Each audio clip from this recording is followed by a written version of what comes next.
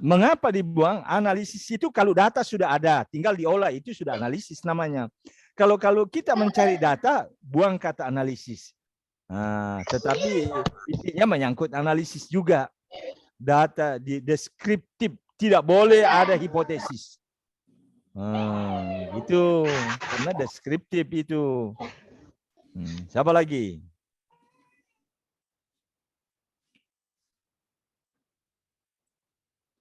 Jadi tabik Prof. Jadi itu judul kualitas pembelajaran langsung Prof. Saya tidak mau bahwa itu sudah diterima. Tergantung nanti pembimbingnya. Kalau saya bimbing kamu, saya tidak mau terima itu. Karena itu penelitian kalau S2 itu paling rendah kualitasnya. Prof. Kalau saya bimbing tidak mau, saya pasti saya robah. Karena itu penelitian itu paling rendah. Cocoknya S1 itu, level S1 punya. Paling hanya diagram, pakai histogram, pakai tabel. Paling analisisnya begitu. Rendah sekali. Cocoknya S1. Gitu. Iya, Prof. Masih mencari juga, Prof. Terima kasih, Prof. Ya, siapa lagi?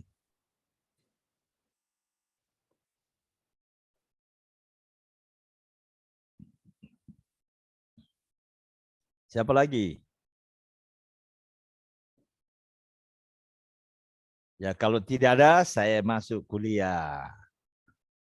Saya ambil ini validitas dan reliabilitas, tapi saya agak cepat karena ini materi S1. Saya sudah berikan di S1. Saya agak cepat ini. Percepat. Ini materi S1 ini. Selalu saya ajarkan di S1 ini. Persis ini. Jadi saya agak cepat ini. Ya. Ya. Jadi validitas dan reliabilitas. Materi S1 ini. Oke.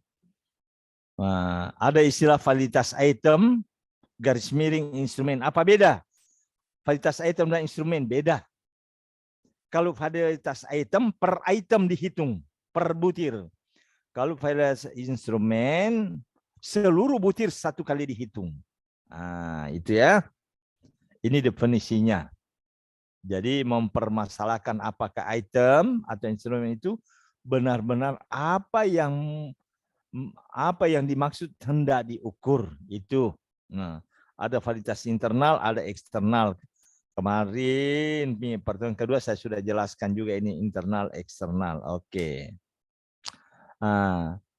Validitas item atau instrumen itu terbagi 3. Ada validitas isi atau content validity, mempermasalahkan isi atau materinya. Secara teoretik, ini yang saya mau jelaskan nanti. Ini ada namanya validitas muka atau tampang, ada validitas pakar. Teorinya teori Gregory untuk S1, teori Icahn untuk S2, teori Lause untuk S3. Ini semuanya mempermasalahkan tentang kesepakatan atau kesepahaman pakar. Kalau Gregory 2 pakar, minimal 2 pakar. Kalau Icahn minimal 3 pakar. Kalau Lause minimal 5 pakar yang dipakai, minimal. Kemudian ada validitas logical validity. Validitas sampling biasanya menyangkut apakah isi instrumen itu yang merupakan wakil diukur betul-betul sudah terwakili yang mau diukur. Makanya itu yang dilihat ini dibandingkan, yaitu ini paling mudah karena hanya membandingkan antara kisi-kisi sebelum dan setelah uji coba. Itu. Catat baik-baik itu untuk menghitung itu. Membandingkan kisi-kisi sebelum dan setelah uji coba. Kemudian analisis butir kualitatif. Ada juga kuantitatif, tetapi kualitatif itu teoretis. Ini bisa kalian peroleh di buku yang saya tulis, yang saya sarankan, saya larang beli. Jangan rame-rame pergi beli, karena banyak salahnya itu buku. Dan selalu saya disuruh untuk revisi, saya pun tidak punya kesempatan merevisi. Untuk memperbaiki, saya bilang, biarlah lebih baik saya sarankan saya punya mahasiswa, jangan beli. Tolong, kalau mau beli satu orang satu kelas. Itu yang beredar. Karena banyak yang salah ketik. Tidak mampu saya perbaiki, biarkan saja. Lebih baik saya umumkan, jangan beli. Nah, memang saya orang lain daripada lain. Biasanya kalau orang cetak buku, dosennya gendong bukunya, paksa mahasiswa beli. Kalau saya tidak, saya paksa mahasiswa jangan beli. Nah, gitu. Nah, di mana diperoleh? Di penerbitnya UNM dekat apa itu? Hotel La Maca itu. Harganya kalau tidak salah 30.000. Jangan rame-rame beli ya. Hanya satu orang boleh beli dalam satu kelas. Itu yang beredar. Oke. Yang kedua, validitas konstruk.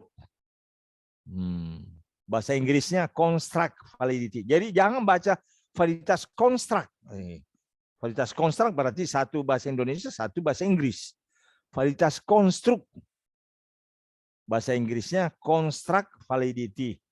Mempermasalahkan menyangkut batasan-batasan, definisi-definisi, konsep-konsep, dan sebagainya. Nah, itu ya. Nah, jadi bukan menyangkut materi dipermasalahkan.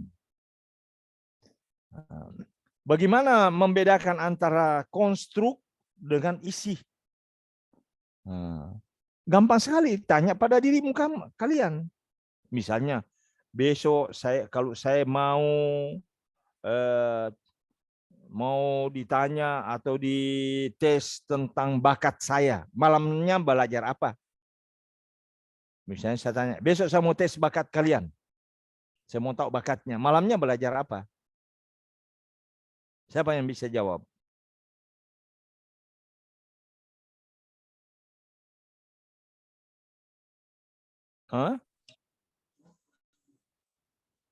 Belajar apa malamnya? Kalau saya mau tes keesokannya bakatnya. Belajar bakat dan minat, Prof. Di mana? Adakah bukunya bakat dan minat? Ya. Ada bakat marah-marah, ada bakat tukang kayu, ada bakat macam-macam. Mau pelajari semua itu.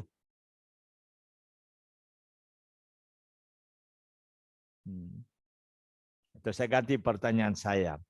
Besok saya mau tahu kreativitas kalian. Malamnya belajar apa?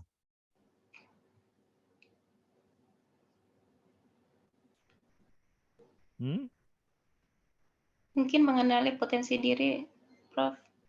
Kreativitas kok potensi diri? Maksudnya Tidak ada yang dipelajari karena tidak ada materinya. Adakah materi kreativitas? Adakah materi bakat? Besok saya mau tahu motivasi kalian. Malamnya belajar apa? Belajar motivasi. Tidak ada. Karena tidak ada materinya. Itu yang dinamakan konstruk. Hanya definisinya. Batasan-batasan. Tetapi kalau saya tanya, besok saya mau tahu kemampuan kalian metodologi penelitian. Malamnya belajar apa? Metodologi. Ya, mengapa belajar metodologi? Karena ada materinya. Itulah validitas isi. Menyangkut isi. Jadi gampang untuk membedakan mana isi, mana konstruk. Begitu caranya. Jadi tanya pada diri kalian. Ya. Oke, saya lanjut. Validitas kriterium ini terbagi dua. Ada konkuren, ada prediktif. Kalau konkuren itu meramalkan penampilan masa sekarang. Misalnya saya tanya kalian. Seperti yang saya tanya tadi. Kalau saya mau tahu kreativitas kalian, malamnya belajar apa? Itu konkuren karena saya mau tahu penampilanmu, kemampuanmu yang sekarang ini. Nah, gitu. Beda kalau prediktif, meramalkan penampilan yang akan datang. Contohnya mana itu? Misalnya tes potensi akademik, TPA. Jadi setiap mahasiswa yang mau masuk perguruan tinggi atau mau jadi ASN, calon ASN, pasti ada TPA-nya. Karena dia mau tahu untuk apa masuk perguruan tinggi. Mau ditahu. Kira-kira kalau diterima ini lulus, kira-kira bisa selesai 3 tahun atau 4 tahun? Tidak. Jangan-jangan selesai 10 tahun. Mengganggu ini.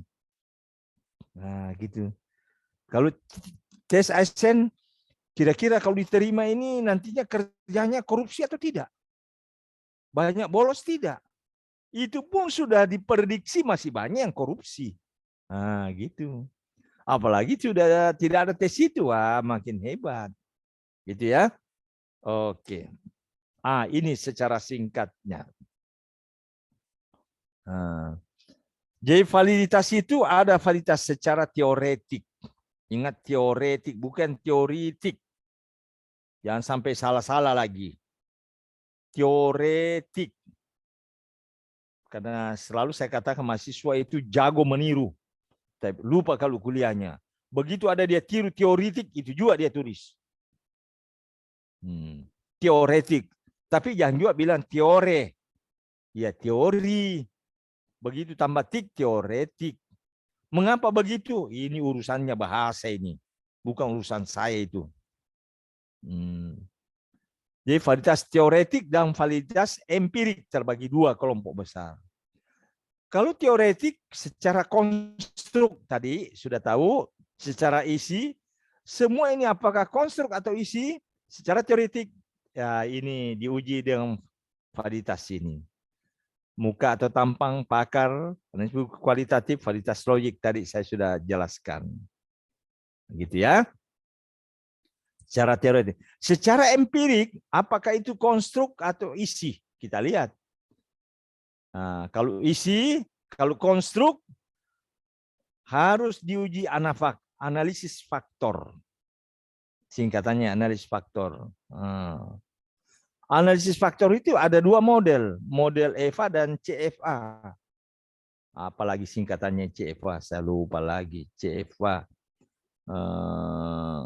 CFA, confirmatory factor analysis. Confirmatory factor analysis. EVA, apa itu saya lupa. Nanti saya akan ingat. Pokoknya EVA-nya faktor analisis. Kalau ini konstruk kita uji secara anafak, maka validitasnya namanya validitas instrumen. Karena satu kali kita uji keluar semua butir soalnya. Maka dinamakan validitas instrumen. Gitu. Khusus untuk fisika, apakah konstruk atau isi tidak usah diuji anafak. Karena ini agak berat. Tetapi kalau untuk PEP harus, ini wajib hukumnya karena jurusannya. Kalau kalian bukan jurusannya, pokoknya konstruk atau isi, pokoknya uji saja secara internal ini. Karena isi terbagi dua, internal dan eksternal. Tidak usah kita, ini eksternalnya kita peduli ini. Internal saja. Internal kita hitung R butirnya, koefisien korelasi butir per itemnya. Kalau tadi konstruk bukan per butirnya, per itemnya. Tetapi saya katakan untuk fisika, semuanya kita anggap validitas item semua, tidak ada instrumen. Maka kita hitung R butir. Kalau kita menghitung R butir hanya ada dua kemungkinan. Mungkin datanya dikotomi. Ini. Dikotomi artinya di itu dua. Yaitu 0-1. Benar salah. Itu dikotomi. Kalau skornya dikotomi, maka pakailah rumus R2 serial point. Apakah masih ada rumus lain? Masih banyak, tapi inilah yang jinggonya. Itu yang terbagus. Tetapi kalau skornya politomi, poli artinya banyak. Yang dimaksud banyak lebih dari 2. Mungkin 1 sampai 5, atau 1 sampai 5, atau 1 sampai 3, atau 0 sampai 10. Itu namanya politomi. Pakailah rumus R produk momen. Masih ada rumus yang lain? Masih banyak. Tapi inilah yang lebih bagus. Begitu caranya. Jadi hanya 2 pilihan. Pilih salah satunya. Tidak ada pilihan yang lain. Tetapi khusus kalau tes, kalau instrumennya tes, Di samping dipilih salah satunya ini politomi atau dikotomi, wajib hukumnya diuji analisis butir secara kuantitatif. Nah, analisis butir secara kuantitatif khusus tes. Analisis butir secara kuantitatif biasanya dipelajari di asesmen atau evaluasi, yaitu ada namanya tingkat kesukaran, daya pembeda, apalagi pola jawaban. Itu yang dimaksud analisis butir secara kuantitatif, gitu ya. Ini materi S1 sebenarnya. Saya biasanya kasih S1. Oke, itu secara sederhana. Nah, ini rumusnya, enggak usah saya perlihatkan rumusnya, enggak usah. Nah, lihat di statistika. Sekarang reliabilitas. Nah, apa itu reliabilitas? Konsistensi.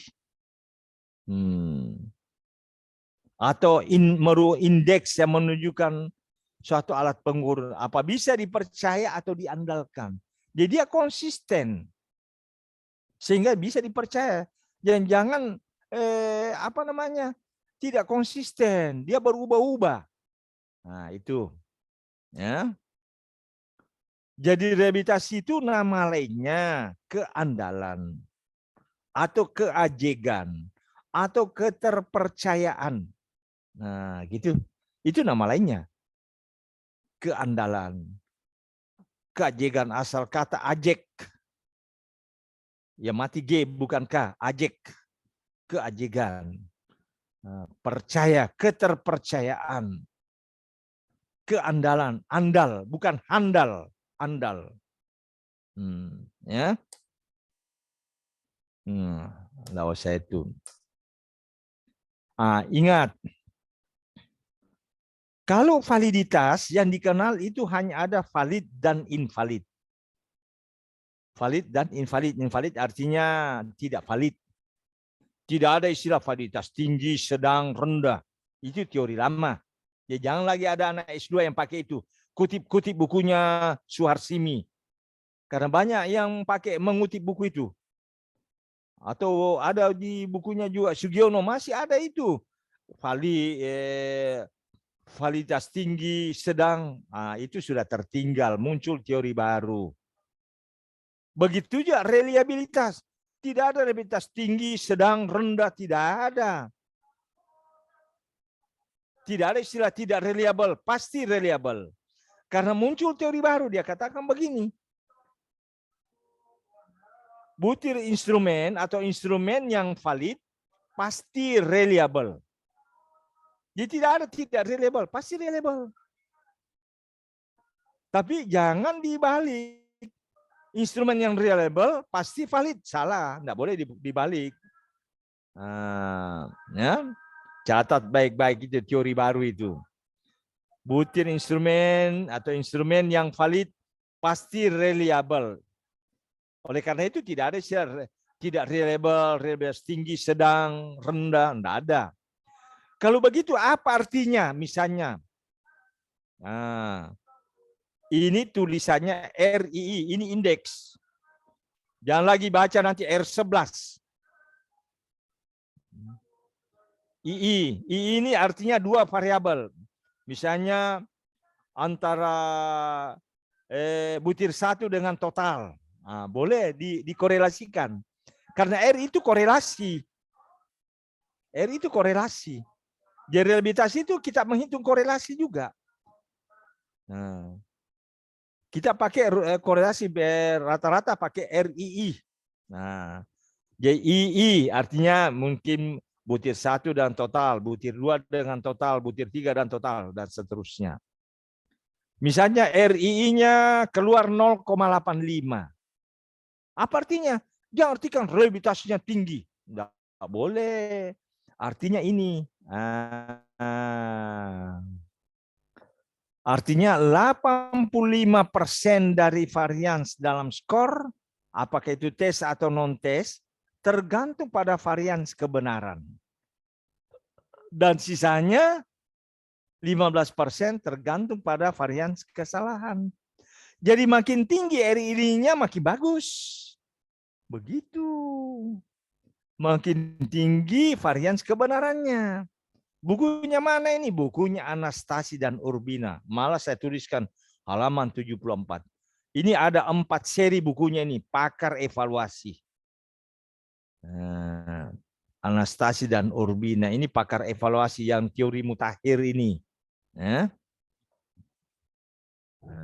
Ya, jangan lagi tulis reliabilitas tinggi sedang. Ingat. Begitu ada yang tulis itu, pasti saya kata kami, ini otak peniru. Pasti kamu tiru temanmu punya lagi. Apa itu proposal atau di mana? Nah, ingatkan baik-baik.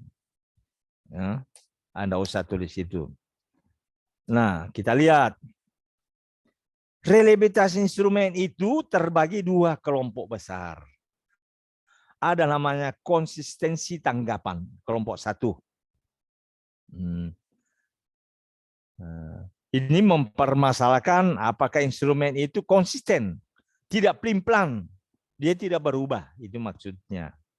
Ini ada 3 caranya menghitung dan cara ini. Ada namanya koefisien stabilitas, yaitu tes retest. Jadi 2 kali kita mengetes. Misalnya Nur Fausia saya tes 2 kali. Kedua tes itu saya korelasikan. Keluarlah nanti RII-nya. Ada lagi koefisien konsistensi, ini ada 3. Teknik belah 2. Ini teknik belah 2 dalam satu kelas misalnya. Semua yang di absen nomor urut ganjil, kerja item ganjil. Itu kelompok A. Yang absennya nomor urut genap, kerja item genap. Saya beri nama kelompok B. Baru kita korelasikan, dapatlah RII-nya. Cara berikutnya, bisa kita hitung dengan KR20 atau KR21.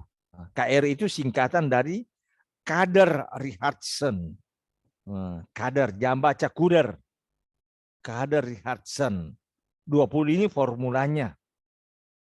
Biasanya KR20 orang lebih suka pakai daripada KR21. Mengapa? Dengan data yang sama, kalau kita hitung dengan rumus KR20 dan KR21 kita bandingkan, maka ini RII-nya lebih tinggi. Kira-kira 2 angka di belakang koma berbeda. Misalnya kalau KR20 dapat 0,85. Kalau KR21 dapat 0,84. Maka dikatakan KR20 itu lebih ajek, lebih terpercaya. Nah, begitu. Atau boleh juga kita pakai dengan cara alpha Cronbach. Kalau instrumennya instrumen politomi. Ingat ada tadi politomi.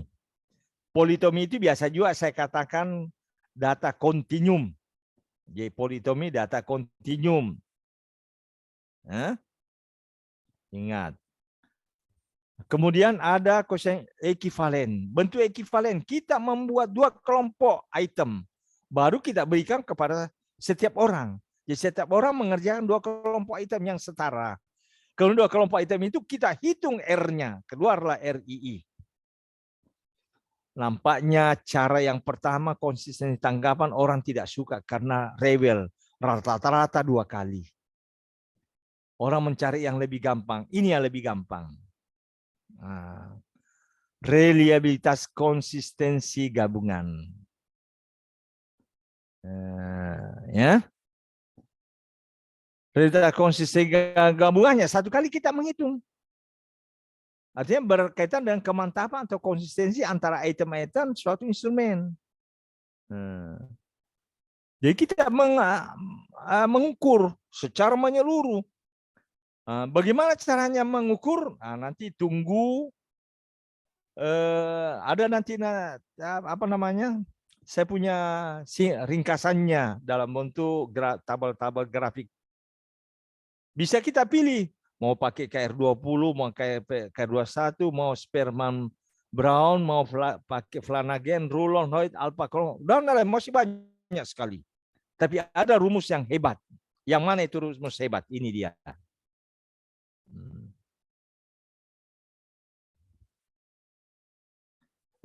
Terbagi dua, konsistensi tanggapan dan konsistensi gabungan. Ini tanggapan saya katakan enggak usah pakai ini. Jelek. Kita pelajari ini gabungan. Kalau konsistensi gabungan hanya dua pilihan. Apakah skornya? Ini saya pakai pila. Pila atau dikotomi. Tulisnya situ garis miring dikotomi. Nanti kalian lupa apa itu pila, apa itu dikotomi. Kalau skornya dikotomi atau pila, maka yang paling bagus rumus KR20. Apa masih ada rumus lain? Banyak, tapi inilah jenggonya. Kalau skornya politomi atau kontinum, pakailah alfa Krombach. Itu yang paling bagus. Oke. Selesailah sudah. Saya mau pindah ke topik yang berikutnya. Ini secara umum. Ini ada rumusnya, tapi tidak usah saya perlihatkan. Tidak usah. Kita lanjut saja.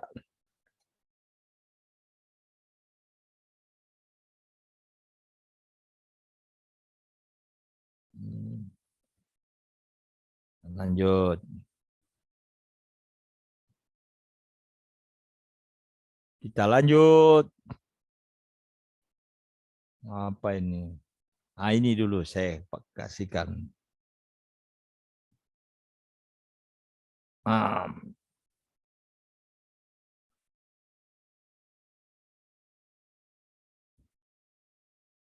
Kenapa enggak mau? Validitas teoretik. Ingat validitas teoretik ini ada 4. Ya. Ingat baik-baik, ada 4 validitas teoretik.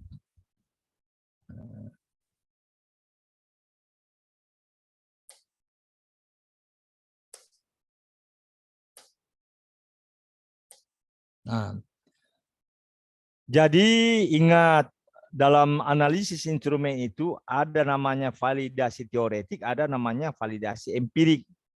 Kalau teoretik artinya instrumen itu kita analisis sebelum diuji cobakan, sebelum digunakan. Tetapi validasi empirik, analisis instrumen itu dianalisis, dilakukan setelah diuji cobakan. Diuji cobakan. Kita bahas menyangkut validasi teoretik dulu. Enggak usah ini sudah, enggak usah. Ini yang pertama. Validitas muka, biasa orang namakan validitas tampang. Dalam buku-buku banyak yang tulis face validity. Face validity. Ya.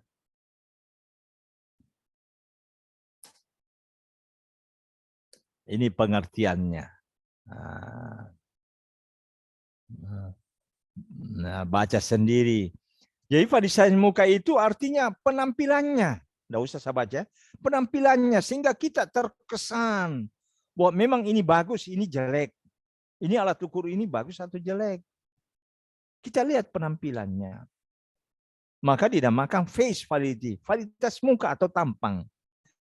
Diibaratkan misalnya Nur Fausia, kalau kita mau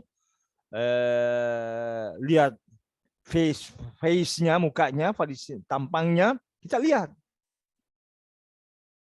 Diibaratkan kalau manusia, kira-kira kita ukur berapa tebal bedaknya. Apakah pipinya itu sering dipukul-pukul, ditempeleng-tempeleng sehingga merah-merah. Kan ada pipi merah itu. Berapa tebak gincunya? Apa gincunya itu model donat atau bukan? Itu. Bagaimana model jilbabnya? Baju yang dipakai apa kelihatan keteknya? Apa itu? Baju apa namanya itu? You can see. Begitu. Diibaratkan semacam itu. Jadi instrumen begitu juga. Kita lihat penampilannya. Begitu. Begitu ya. Itu pengertiannya. Ini pendapatnya Aswar. Boleh. Tidak usah saya baca. Ini tentang validitas muka. Nah, foto saja, malas saya baca. Apa yang harus dipersiapkan? Kalau ini mulai dari sini, ini apa namanya? Ini buatan saya. Ini ciptaan saya. Jadi bagaimana menghitung face validity itu ciptaan saya. Jangan sampai ada pakar yang lain mengaku ciptaannya. Ini ciptaan saya. Termasuk mulai ini hal-hal yang perlu dipersiapkan. Apa itu yang perlu disiapkan? Yang pertama bahan penunjang. Bahan penunjang itu yang mana? Kamus Bahasa Indonesia.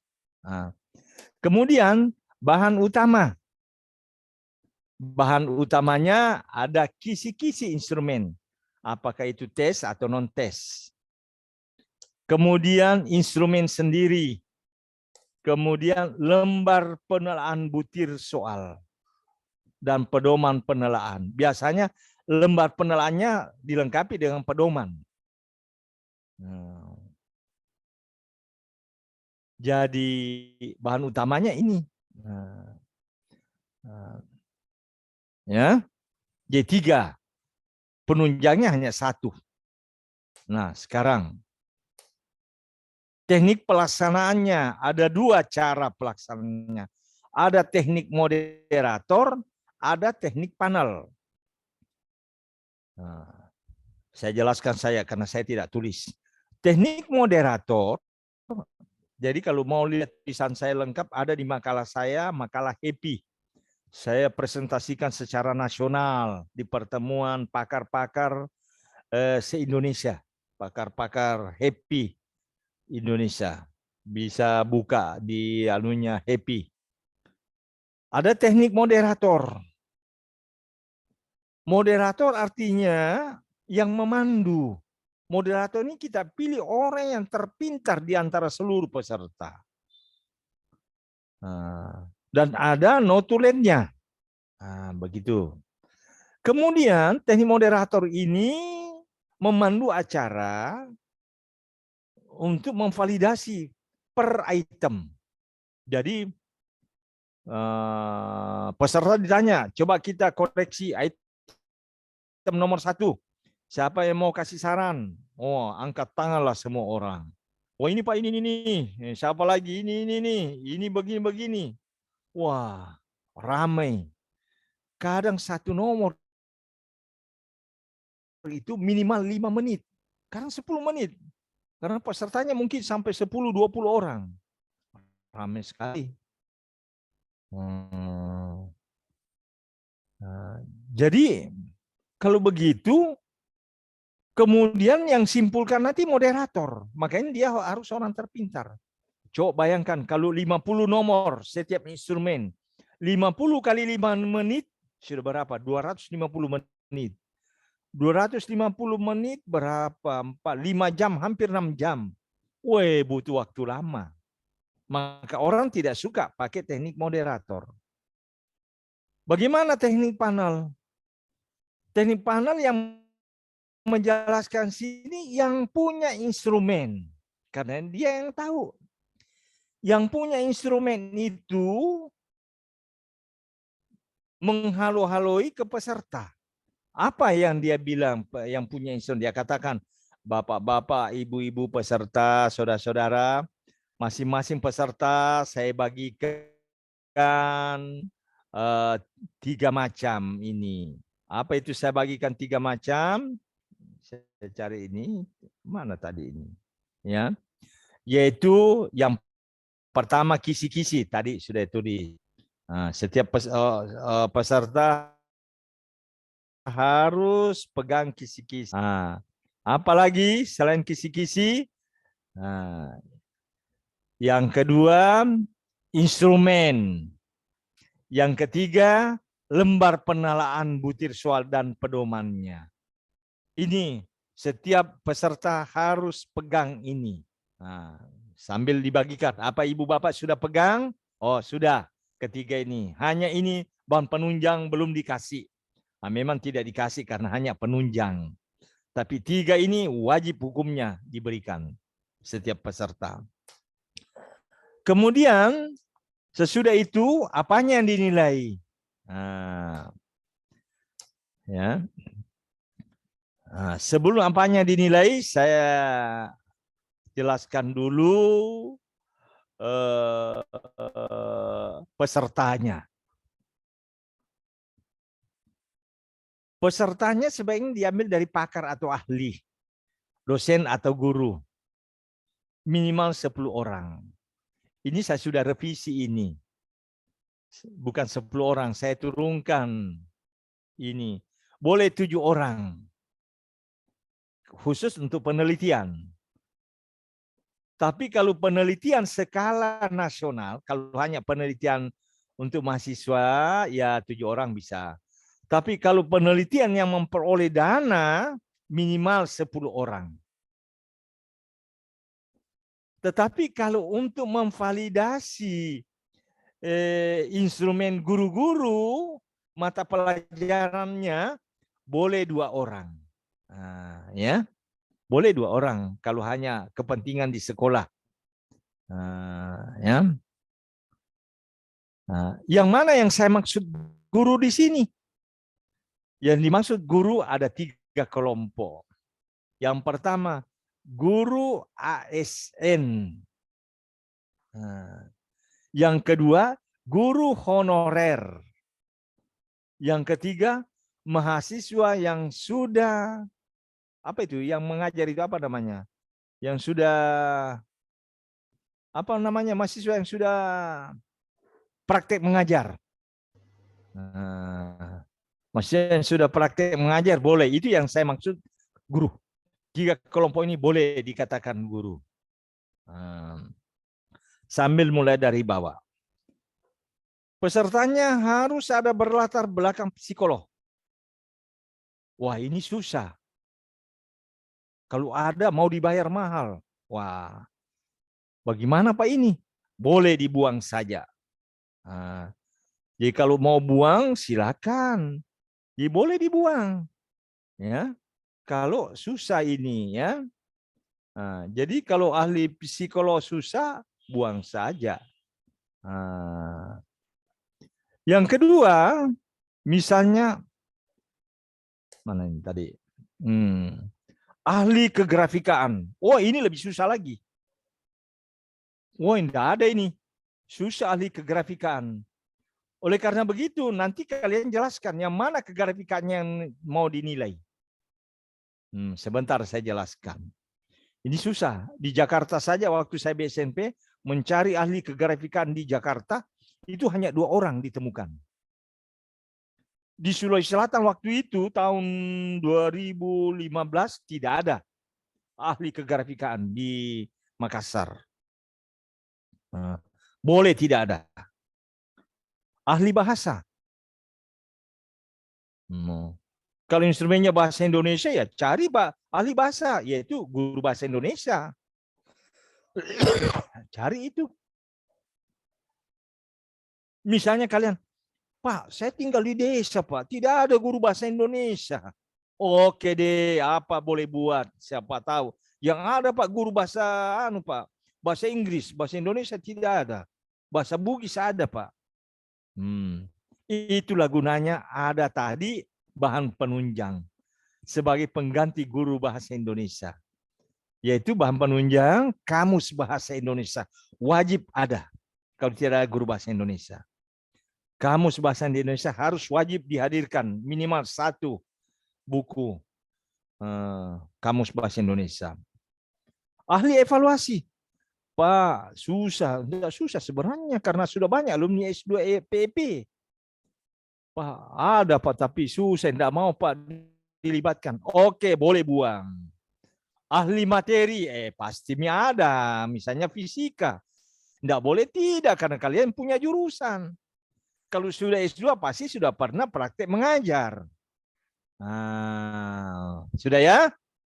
Oke, jadi untuk kepentingan penelitian minimal 7.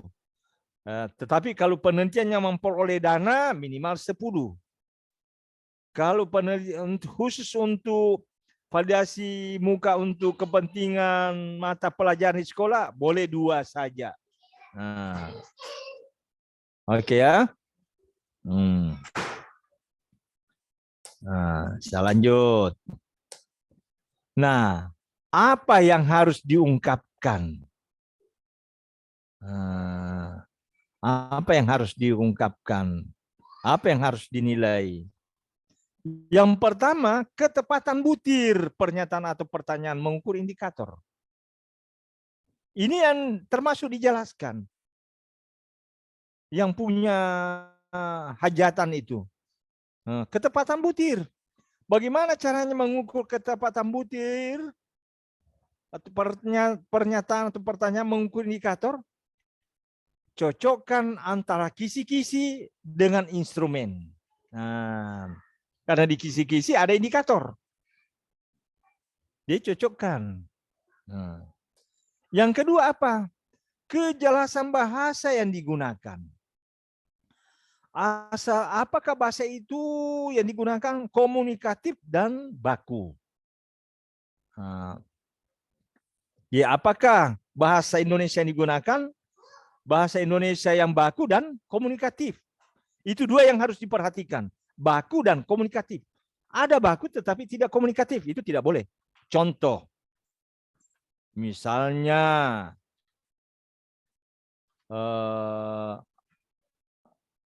Random. Kita biasa bilang random. Itu bahasa asing. Itu komunikatif. Semua tahu. Tetapi bahasa Indonesianya apa?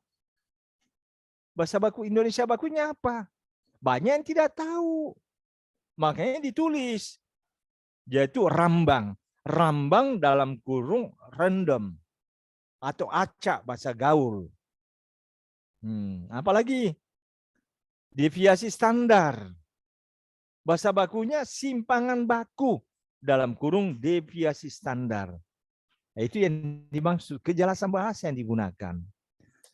Dan yang ketiga, ini komponen kegrafikaan. Nah, ini catat baik-baik supaya tidak dilupa. Ukuran atau kualitas kertas.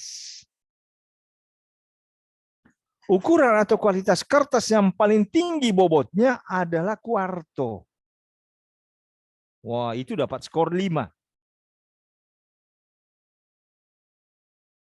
Baru menyusul yang tebal tetapi agak panjang, skor 4. Baru menyusul ke paling jelek. Nah, misalnya yang buram paling jelek, skor 1. Begitu, tinggal urut ke bawah. Jadi ukuran atau kualitas kertas.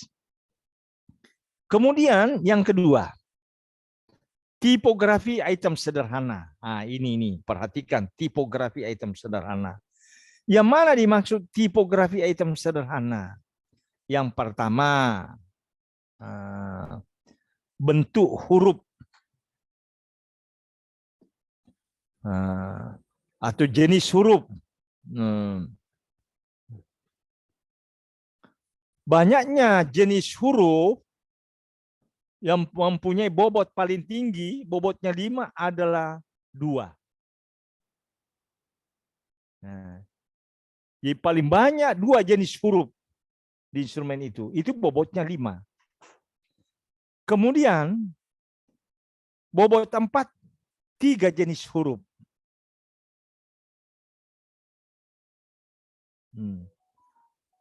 Bobot 3, 1 jenis huruf. Bobot 2, 5 jenis huruf. Bobot 6, 1 jenis 6 jenis huruf. Jadi catat baik-baik itu karena saya tidak tulis. Jadi bobot paling tinggi itu 2 jenis huruf. Baru bobot 4, 3 jenis huruf. Bobot ya. Baru menyusul bobot yang rendah di bawahnya ada 4 jenis dan seterusnya ya. Itu jenis huruf. Kemudian besar huruf itu namanya tipografi.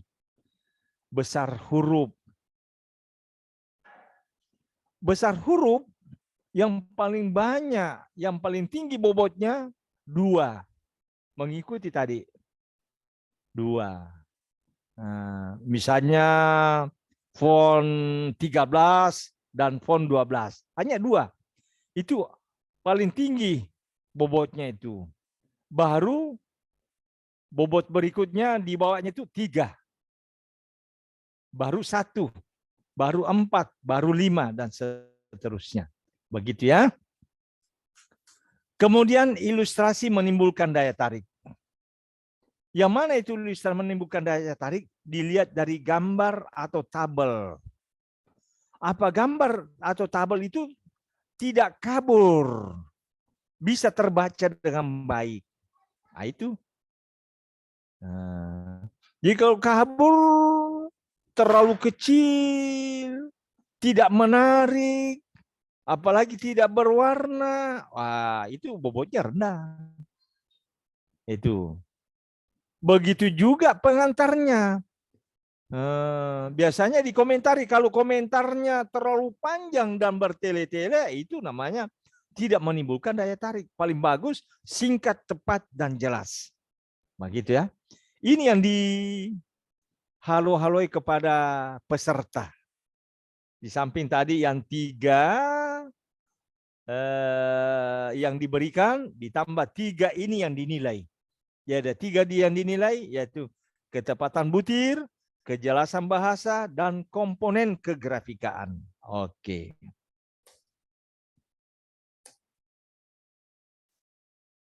Ini formatnya. Ini petunjuknya, bukan format apanya ini masih penjelasannya. Harus singkat, padat, dan jelas. Usahakan format jangan bertele-tele. Nah, ini dia. Petunjuk pengisian format. Jadi petunjuknya ini analisis setiap ayat instrumen dengan memperhatikan. Di bahasa Indonesia yang benar memerhatikan. Tapi saya baca saya memperhatikan. Ketiga aspek yang akan ditelaah, yaitu aspek A, ketepatan butir. Aspek B, kejelasan bahasa. Aspek C, komponen kegrafikaan. Jadi 3 yang dinilai. Di A, B, C. Jadi nanti ada nomor 1 A, B, C. 2 A, B, C. Gitu. Ya. Ini petunjuk pengisian nomor 1. Nomor 2-nya ini. Beri skor masing-masing item instrumen pada kolom aspek yang akan dianalisis. Skor 5 menunjukkan sangat tepat, sangat jelas, sangat baik. Kan ketepatan butir, kejelasan bahasa, ini komponen kegrafikan jadi baik. Begitu juga skor 4. Skor 3 ragu-ragu, skor 2, skor 1. Petunjuk nomor 3, jika Anda memberi skor lebih kecil atau sama dengan 2, maka harap tuliskan komentar atau saran pada kolom yang disediakan. Jadi kalau ada yang memberi skor 2, apalagi di bawahnya, harus wajib hukumnya ada komentar atau saran pada kolom yang disediakan. Itulah petunjuknya. Inilah tempat menelaahnya. Di sini penelaah, jadi boleh tulis nama kalau perlu nomor HP-nya. Tapi kalau ada yang tidak mau tulis namanya, enggak apa-apa. Tapi lebih baik dijelaskan. Ibu bapak sebaik tulis namanya. Ini penting. Siapa tahu ada yang kosong, saya bisa hubungi. Maka sebaiknya ada nomor HP-nya juga. Supaya jangan ada yang kosong. Gitu. Misalnya penelaah si Sri Menda. Sri Menda. Nomor 1. Ketepatan butir. Dia beri skor 3. Dia ragu-ragu. B. Kejelasan bahasa. Wah, bagus. Dia beri skor 4. Komponen kegrafikaannya.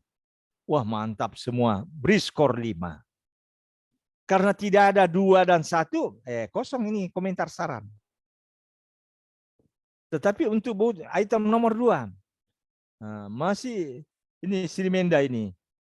Nomor 2, ketepatan butir tidak tepat. Berbeda antara instrumen dengan kisi-kisi. Kisi-kisi dia bilang C3. Tetapi instrumen yang dia buat C5. Berbeda. Jadi diberi nomor 1 karena salah. Tetapi kejelasan bahasa, bagus. Kegrafikannya bagus. Karena ada satu, maka harus ada saran. Butir soal tidak mengukur indikator sebab apa? Tulis. Sebab yang di kisi-kisi tertulis C1, tetapi yang ditulis instrumennya adalah C5. Begitu. Jadi beri bobot. Begitulah seterusnya caranya mengisi. Dan bagusnya ini sistem apa tadi yang bukan moderator ini? Sistem saya ini pelupa. Saya Sistem panel, Prof. Ya. Sistem panel, teknik Ya, panel, sistem Prof. panel. Saya ini pelupa, saya yang ciptakan, saya yang lupa sendiri. Bagusnya sistem panel, kalau moderator harus tinggal di situ, dikomentari masing-masing. Jadi lama.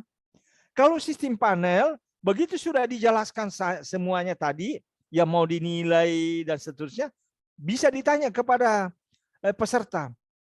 Bapak Ibu, kalau ada kesempatannya, marilah kita kerja bersama-sama di ruangan ini. Tetapi kalau ada kepentingan yang mendesak, boleh dibawa pulang ke rumah. Tapi kapan saya jemput? Tolong kapan saya jemput supaya saya bisa ambil di rumahnya. Begitu caranya. Itu bagusnya sistem panel. Oke, sudah ya? Enggak usah itu. Ini. Bagaimana ini? Ini cara perhitungannya. Dari sini kelihatan. Ini respondennya ada 16. Tadi saya katakan minimal 7 ya. Boleh. Ini misalnya ini 16 respondennya. Ini ada item nomor 1 A, B, C. A itu ketepatan butir, B kejelasan, C komponen kegrafikan, nomor 2 dan seterusnya. Sudah tahu dari mana ini saya peroleh ini tulisan yang ada di kolom warna apa ini? Merah atau apa ini? Warna biru, Prof. Biru, Prof. Warna biru.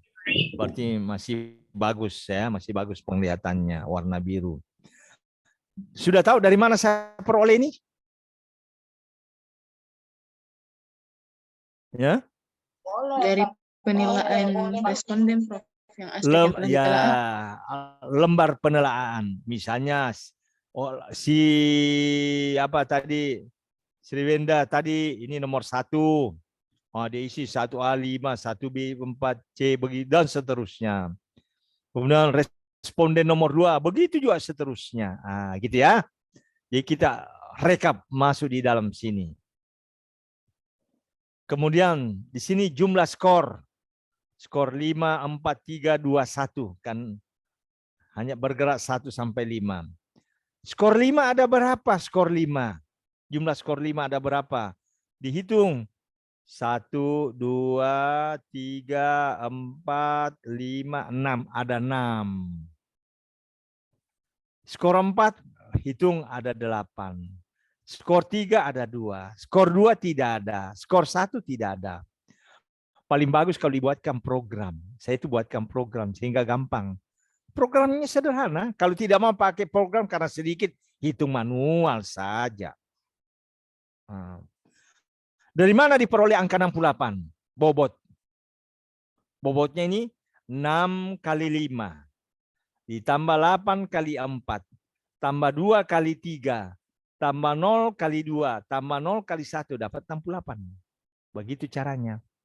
Paling enak kalau dibuatkan program. Cepat sekali.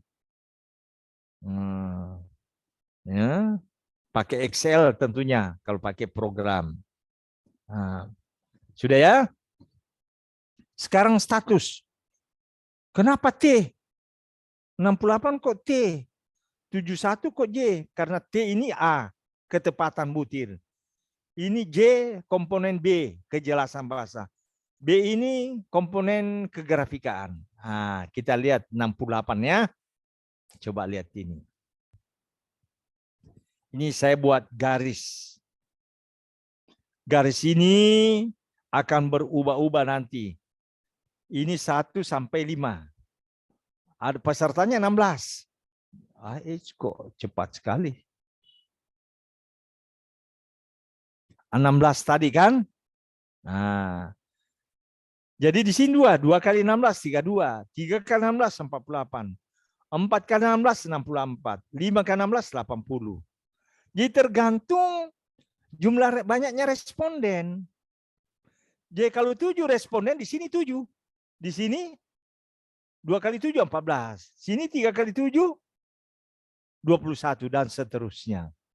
Tergantung jumlah responden. Jadi gampang. Nah, sekarang 80 tambah 64 berapa ini? 200 berapa? 144. 144. 144 bagi 2? 72. 72. Jadi di tengah-tengahnya ini ada, ini garis 72. Nah, sebenarnya ada ini titik di sini. Tapi saya tidak berikan ya. Kamu yang berikan nanti. Sini 72. Begitu juga di sini ada titik-titik sini. Titik sini 64 tambah 48 baru bagi 2. Nah, di sini. Tapi cukup di sini saya berikan. Nah, tadi ini 68. Sudah. Ingat 68. 68 ini sebelah mananya 72? Sebelah kanan atau sebelah kiri? 68. Kanan, Prof. Kanan. Kalau kanan berarti menuju ke T, J, dan B. JB. Jadi T, ketepatan butir. Jadi 68 itu tepat T. Nah ini. Begitu juga 71. 71 sebelah kanannya. Jadi kejelasan J dan seterusnya. Ya. Sebentar ya. Ada tamu saya mau jelaskan dulu sebentar.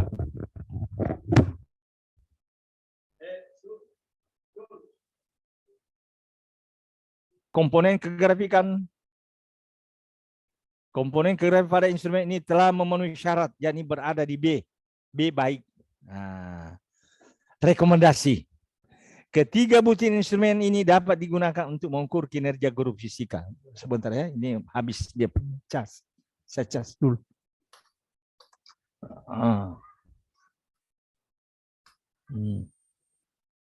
Jadi kita buat rekomendasi ketiga.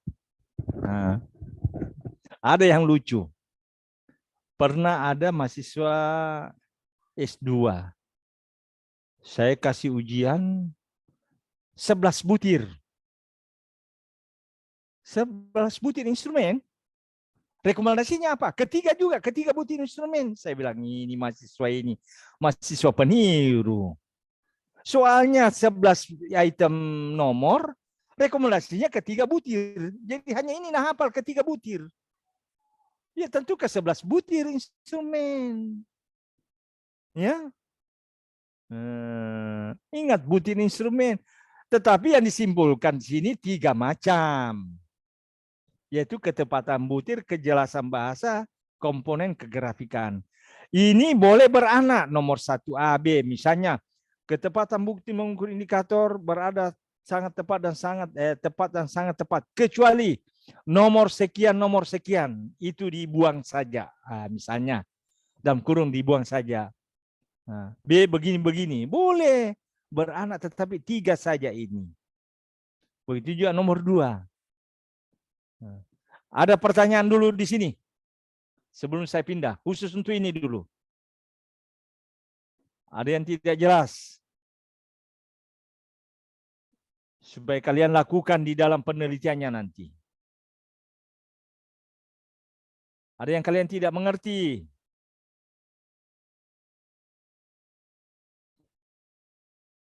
Jadi ingat rekomendasi ketiga butir ini bukan ketiga ini, simpulan ini. Ketiga itu ini 3 butir. Jika kalau 50 butir ya 50. Ada pertanyaan dulu, silakan.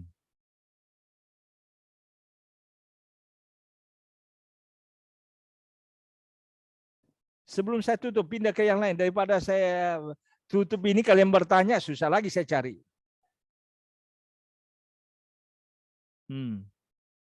Apa lagi? Sudah paham semua? Tabel, Prof. Yang ini nilai bobotnya diambil dari misalnya 6 nilai 5. Berarti 5 kali 6 begitu, Prof. Dan seterusnya. Bobotnya ini dilihat dari sini. Angka 5 itu ada berapa di sini? Misalnya ada angka 5, 1, 2, 3, 4, 5, 6. Sudah paham ini? Angka 4 ini, waduh. Angka 4 ini ada berapa? Hitung. 1, 2, 3, 4, 5, 6, 7, 8. Kenapa selalu? Nah, jadi ada 8. Angka 3 ada berapa? Oh, 1, 2, hanya 2. Angka 2 berapa? Tidak ada. Angka 1 tidak ada. Jadi jumlahnya berapa ini? 16. Kalau tidak 16 berarti salah karena 16 responden. Ini caranya untuk mengontrol. Ya. Pasti jumlahnya 16. Jadi kalau 7 pasti jumlahnya 7. Nah, bobotnya caranya 6 kali 5. Ditambah 8 kali 4. Ditambah 2 kali 3. Ditambah 0 kali 2. Tambah 0 kali 1. Kalau pakai nanti program, saya itu pakaikan program supaya 1 kali menarik. Oh, programnya gampang sekali. Kalau tidak tahu, datang di rumah saya ajar. Gampang sekali itu, anak TK juga tahu membuat program yang itu. Apalagi? Pertanyaan saya, yang penting harus tahu.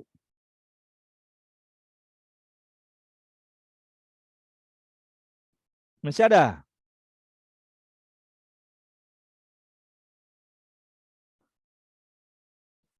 Kemudian ini ada satu kan? Ini pasti karena kalau ada satu berarti harus ada rekomendasi. Bagaimana kalau ada rekomendasi? Misalnya kalian, saya mau revisi, saya mau buang. Boleh. Boleh direvisi, boleh dibuang. Silakan. Kalau ada skornya jelek, boleh revisi, boleh dibuang. Masih ada pertanyaan? Tapi Prof, apakah misalnya sudah direvisi yang misalnya dia dapat nilai 1, apakah harus diberikan kembali kepada responden itu untuk menelaah kembali atau seperti apa atau tidak perlu, Prof?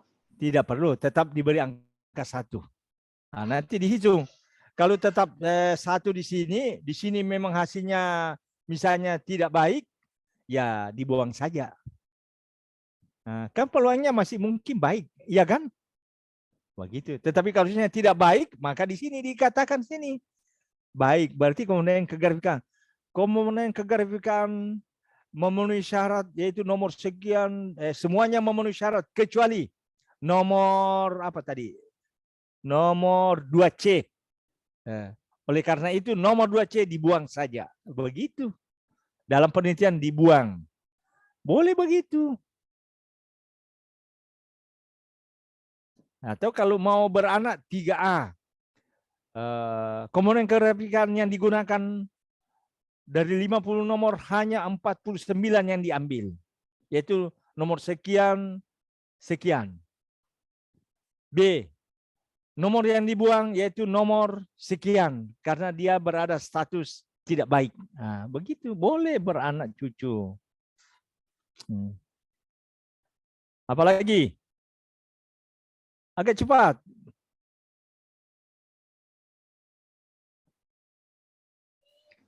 Berarti tetap harus dijelaskan dalam kesimpulan, Prof, ya, biar mendapat seperti itu walaupun sudah diperbaiki.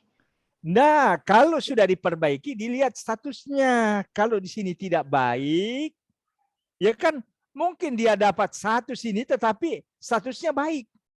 Berarti harus diterima. Tetapi kalau ini ada 1, Anda harus revisi kah atau buang. Begitu. Tetapi skornya tetap ditulis. Skor tetap ditulis. Sudah? Tidak ada lagi?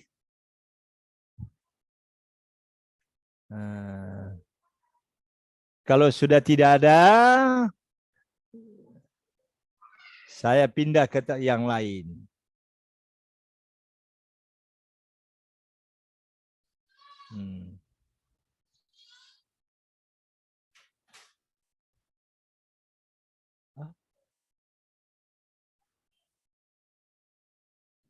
Sambil ini dulu. Varietas pakar, model Gregory. Model Gregory ini saya peruntukkan untuk mahasiswa S1. Yang untuk S2 model Icon. Gregory ini menggunakan 2 pakar. Tapi alangkah jeleknya kalau S2 tidak tahu Gregory. Nanti ada adik kelasmu bertanya S1, ajari saya model Gregory pakar. Wah, saya tidak tahu. Aduh, celaka. Jadi saya akan tetap berikan materinya. Model Gregory, tetapi saya mau percepat sedikit. Karena diperuntukkan untuk S1. Jadi model Gregory ya. Varietas pakar model Gregory. Enggak usah ini tujuannya. Sama saja, enggak usah. Oh, nanti dulu.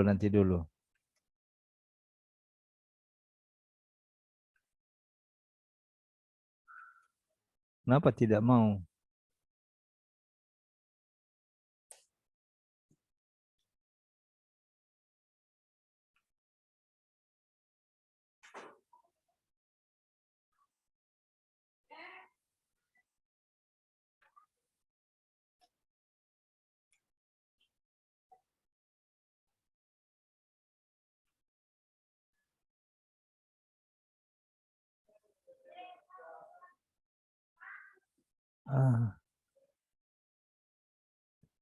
Saya mau kenapa ada garis ini?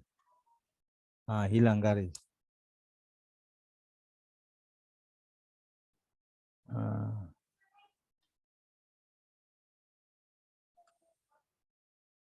Kenapa begini? Sebentar ya, sebentar. Hati-hati. Iya, hati-hati. Cancel dulu.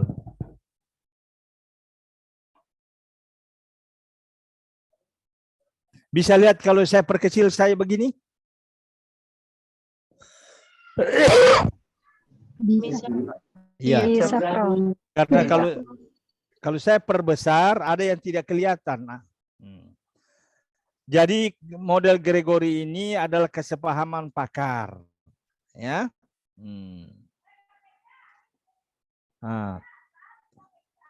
Jadi ini, enggak usah ini.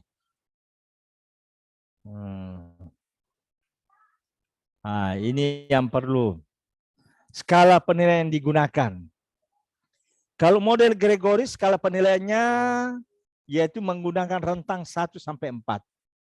4 jika sangat relevan, 3 jika relevan, 2 jika kurang relevan, 1 jika tidak relevan. Ya, ini ketentuannya. Sekarang ini penilaiannya, mungkin ini saya bisa perbesar, bisa kelihatan ini. Ini ada 2 pakar. Ini penilai pakar ini ke bawah, dari atas ke bawah. Pakar kedua samping kanan. Kalau bernilai 1 atau 2 itu biasa dinamakan relevansi lemah, yaitu ini dia A atau C. Kalau nilainya 3 atau 4 relevansi kuat B atau D untuk pakar 1. Untuk pakar 2 kalau nilai 1 atau 2 relevansi lemah A atau B, ini ke kanan. Kalau 3 atau 4 kuat namanya ke kanan. Sekarang itu teorinya ya.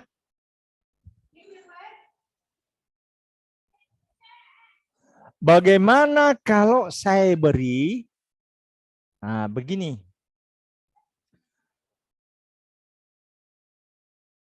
Sebentar, saya perlihatkan dulu teorinya.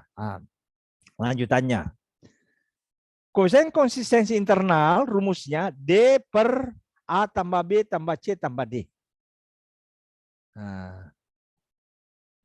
Penggunaan atau intervensi yang dilakukan pada dinyatakan namanya koefisien konsistensi internal.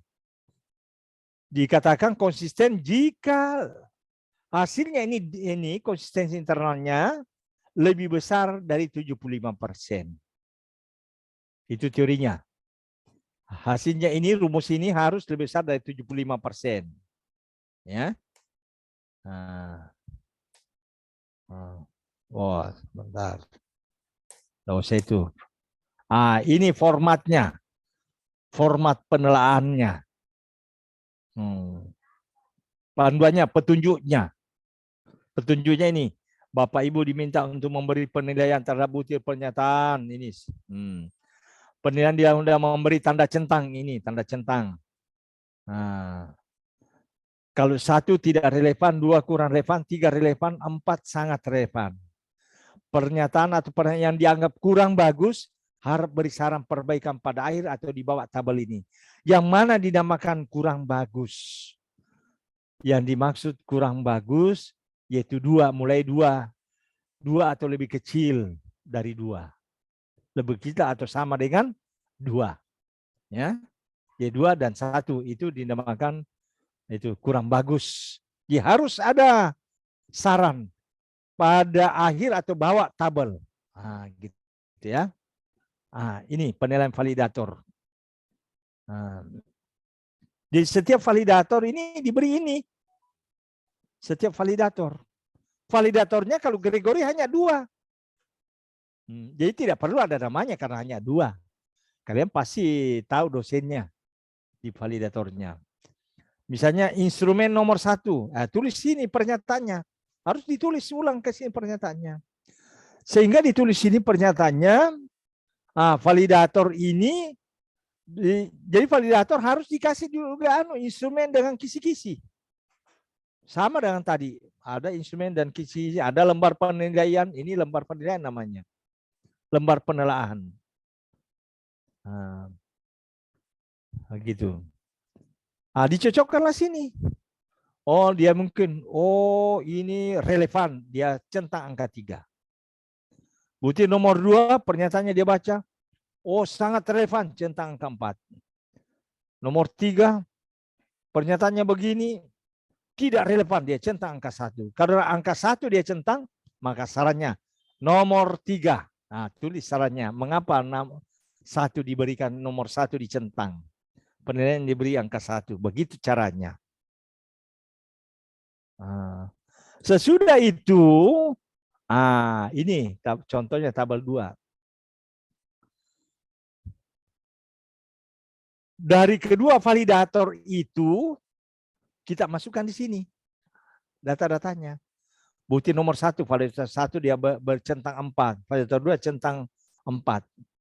Begitu seterusnya. Tingkat relevansinya dari mana diperoleh ini? D, ada C.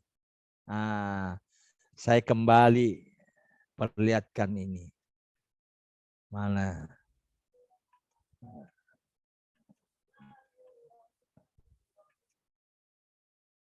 Ini. Tingkat relevansinya, untuk mengetahui tingkat relevansi. Coba kita lihat. Kalau pakar 1 memberi nilai 3. Sudah lihat? Nilai 3. Berarti wilayahnya nilai 3 ini ke bawah. B dan D. Ini nilai 3. Pakar 1 memberi nilai 3. Pakar 2 dia memberi nilai 2. Dia memberi nilai 2, berarti ini referensi lemah A dan B. Ketemunya di mana? Titik temu antara pakar 1 dan pakar 2 di mana? B. Di B. Dia di B. Karena nilai 3 yaitu B dan D. B dan D. Pakar 2, nilai 2 A dan B. Berarti ketemunya di B. Maka tingkat relevansinya B. Begitu. Contoh berikut. Pakar 1 dia beri nilai 1. Sudah. Pakar 2 dia beri nilai 4. Ketemunya di mana? C. Prof. Ketemu di C. Apa artinya? Sebentar dulu. Yang terakhir, pakar 1 dia beri apa tadi berapa? 1 ya. Pakar 2 dia beri 4. Ketemu C. Di 1 dan 4. Apa artinya? Artinya kedua pakar tidak sepaham. Bak butir itu bagus.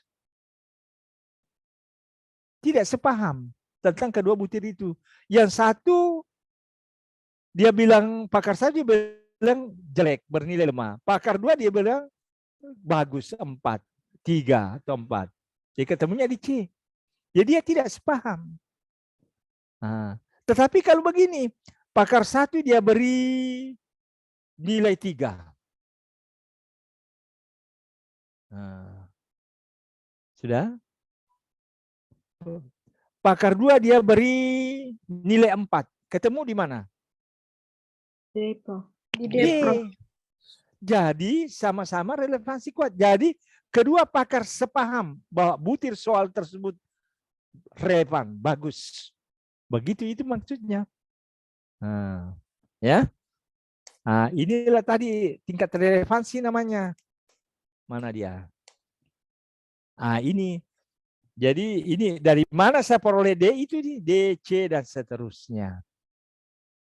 Sudah paham ini ya cara memperolehnya?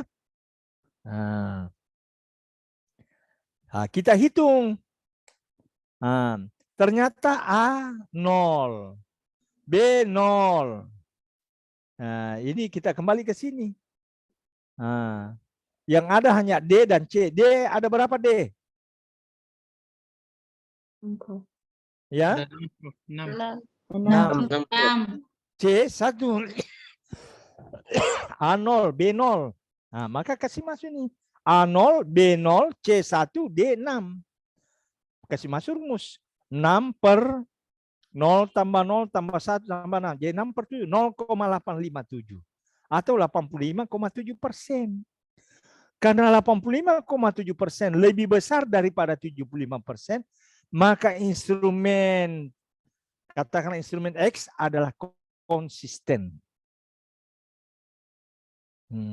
Jadi dia konsisten.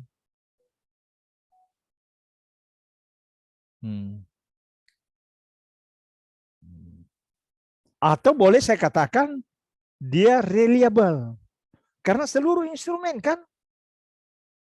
Kan kalau reliabilitas itu seluruh instrumen. Jadi dia konsisten boleh dalam kurung reliable. Tapi lebih bagus yang tulis reliable. Kalau orang tanya, biasa penguji tanya. Kalau orang PP itu jeli. Mana validitasnya? Sebenarnya tidak ada validitasnya. Tetapi selevel validitas ini per butir.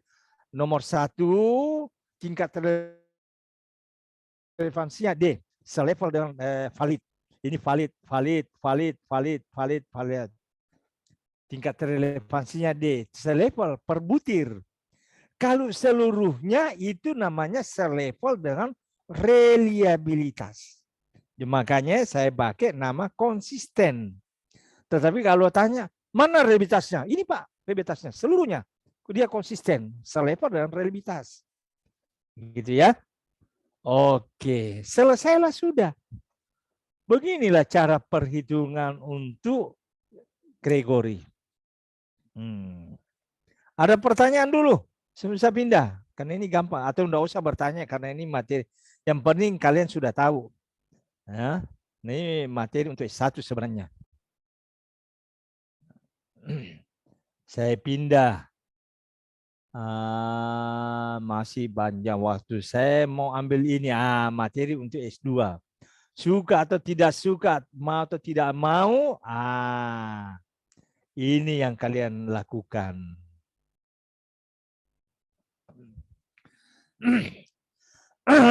Model icon. Model icon. Ya, biasa orang tambah model icon V karena rumusnya V. Jadi validasi pakar bertujuan yang pertama ini. Dia mau amati dengan cermat semua item dalam instrumen untuk dia koreksi interpretasi item, memberikan pertimbangan tentang baik buruknya instrumen tersebut. Nah, itu ya. Nah, itu tujuannya. Di foto saya cepat. Sudah ya. Nah, ini rumusnya. Saya perbesar karena ini bisa.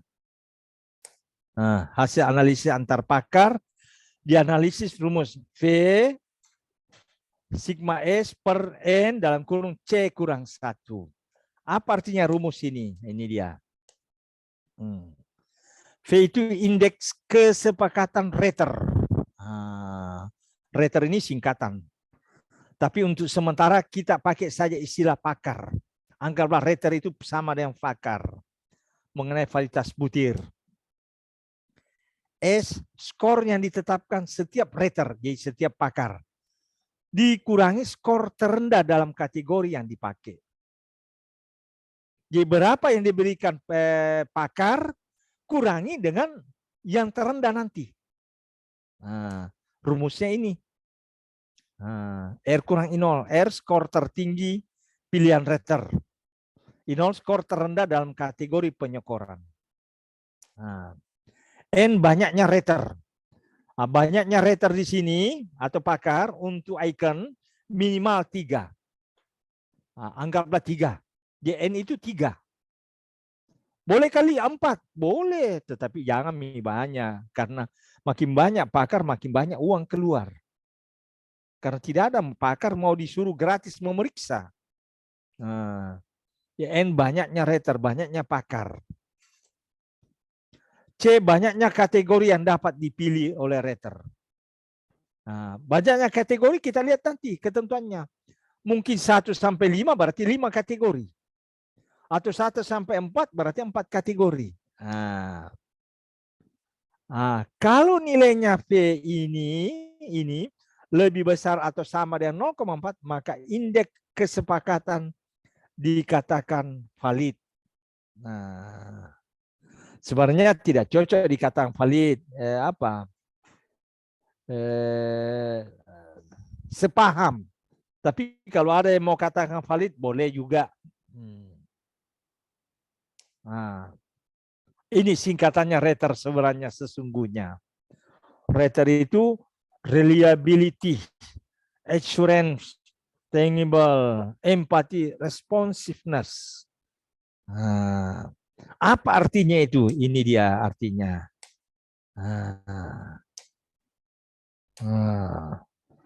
Keterandalan, reliability, keterandalan, keajegan, keterpercayaan, insurance, jaminan, ada kepastian, tangible, jelas, terang, nyata.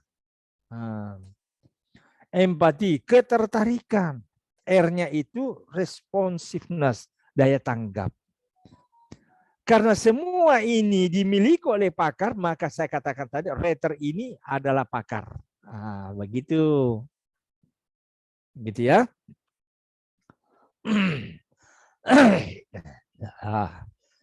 Habis suara saya ini, sudah mulai serak. Oke, saya lanjut. Kerangka kerjanya. Tidak usah saya baca. Aduh. Sudah di foto saja.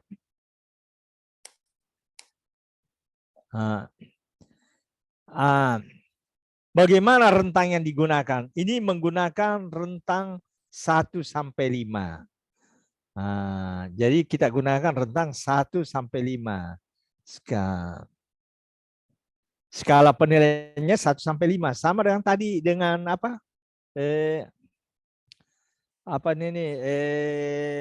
Tampang 1 sampai 5. Tetapi di sini kalau 5 sangat relevan.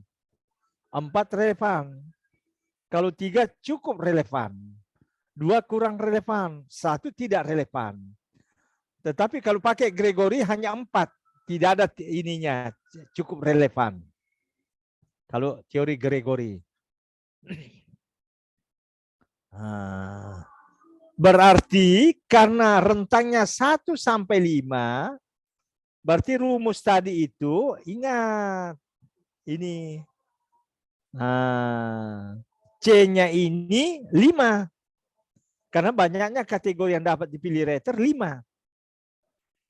Banyaknya rater 3. Jadi sudah tentu ini 3, ini 5. Ya kan? Ya, jadi sudah gampang. C-nya 5 sudah ditentukan, C-nya 5.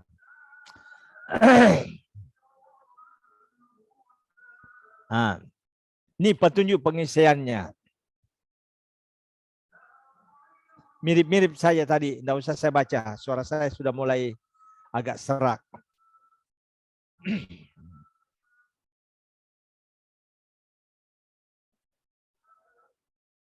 Mirip tadi teori Gregory. Sudah? Ini lembar penelannya, mirip Gregory juga. Bedanya Gregory hanya 4. Ini 5. Aduh. Sekarang contoh, ini saya mau jelaskan contohnya.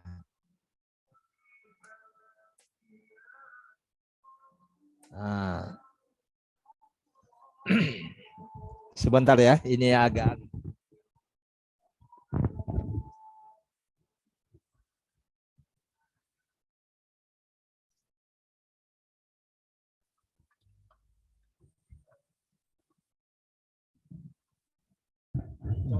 Tabel 2.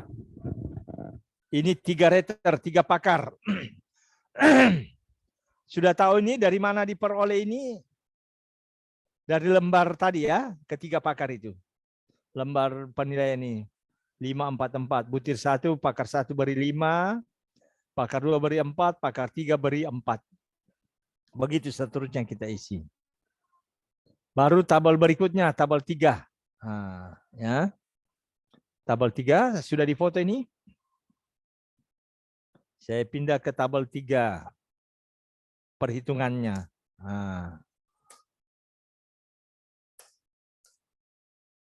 Ini saya perlihatkan kembali rumusnya. Ini ada penjelasannya. Ini untuk menghitung S. Tadi kan S ini. Skor kategori pilihan rater dikurangi skor terendah dalam kategori. Misalnya S1, S2. Saya perlihatkan kembali dulu. Supaya tidak bingung. Yang mana S1, mana S2, mana ini tabelnya. Ini. Ini S1 untuk butir 1. S2 untuk butir 1, S3 untuk butir 3. S1-nya kan bergerak 1 sampai 5, jadi terendah 1. Berarti S1-nya 5 dikurang 1, 4.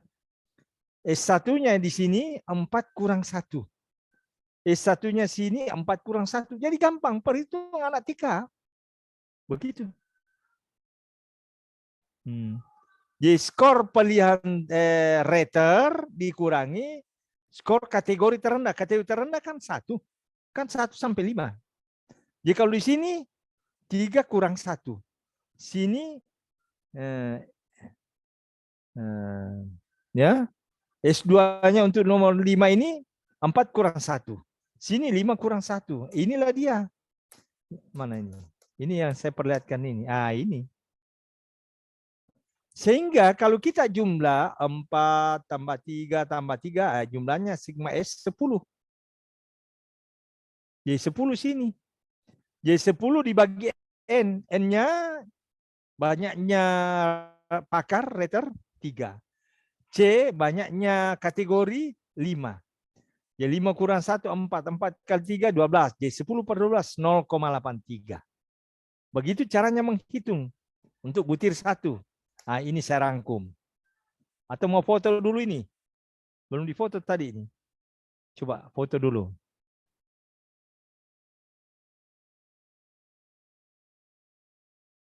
Sudah ya? Rangkumannya ini. Tabel 3. Jadi ini 544 ini kan ini dari lembar penelaan, lembar penilaian rater pakar. Ini S1-nya. Nah, 5 kurang 1 dapat 4. 4 kurang 1 dapat 3.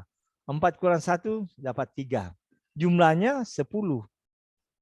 Nah, kasih masuk rumus 10 dibagi 3 dalam kurung 5 kurang 1. Nah, jadi selalu pembaginya 12. Jadi gampang, dapat sekian. Begitu juga ini.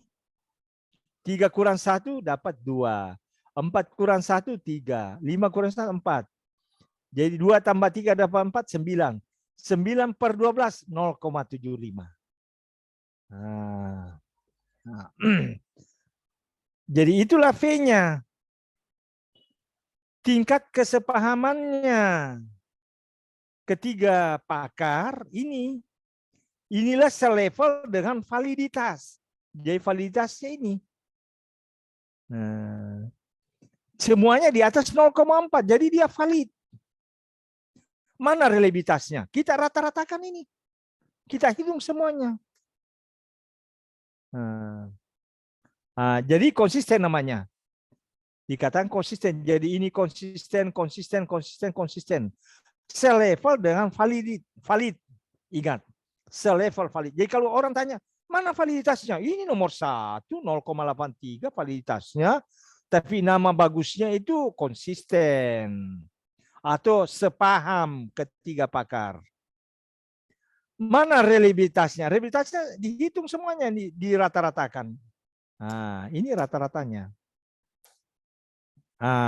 Ini 0,75. Nah, gitu.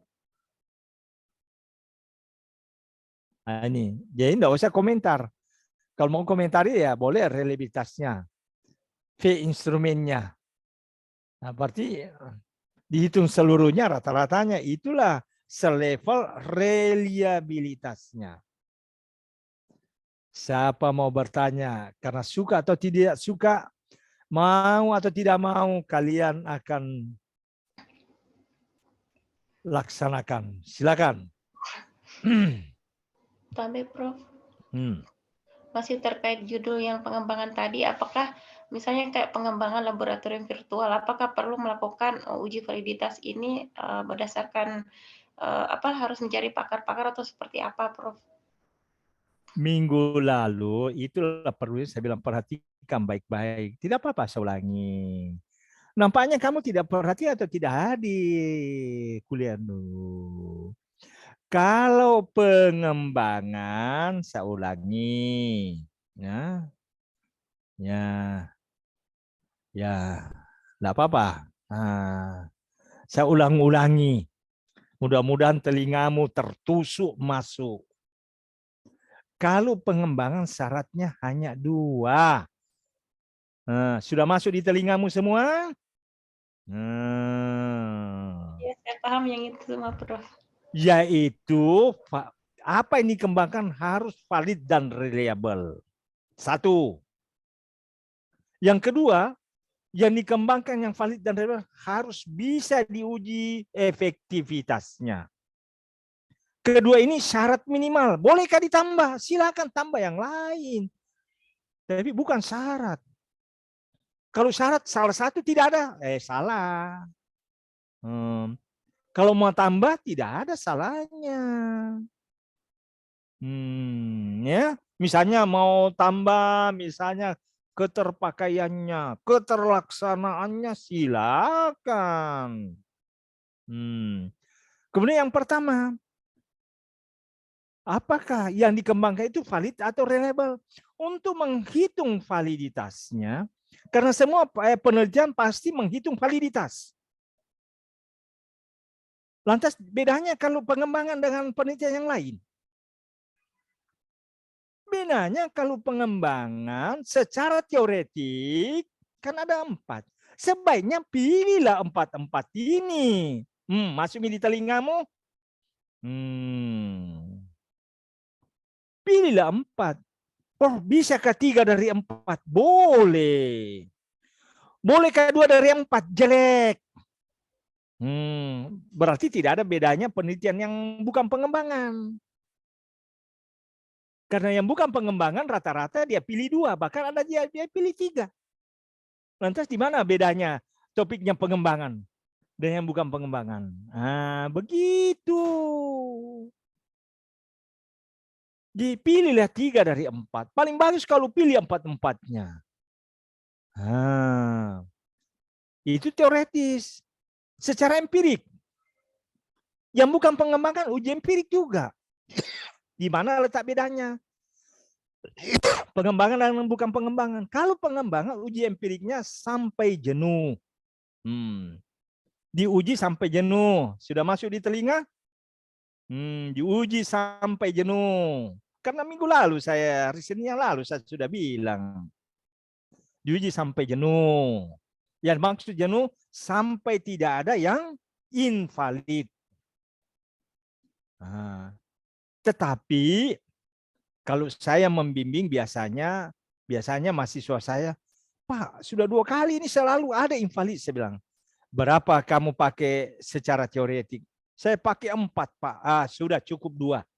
2 kali mau. Nanti saya yang tanggung jawab. Saya ngomong kalau ada yang tanggapi.